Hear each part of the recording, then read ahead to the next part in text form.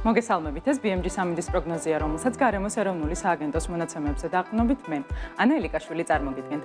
2 დეკემბერს სრულიად საქართველოში დროგამოშვებით ღრუბლიანობა მოიმატებს ღამით, ზოგიერთ დღისით უმეტეს რაიონში მოსალოდნელია წვიმა. მაღალმთაში ზოგან თოვლით. დასავლეთ საქართველოში +15, მთიან რაიონებში კი +14 გრადუსია მოსალოდნელი.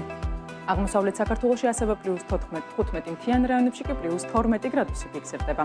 რუსთავში +14, მარნეულში +12, თელავში +11, სიღნაღში +13 გრადუსი, ომოლოში +10, ლაგოდეხში +8, ცხინვალში +7, გორში +10 გრადუსი ფიქსირდება. სტეფანწმინდაში +2, ბაკურიანში +1, გუდაურში კი -1 გრადუსია მოსალოდნელი.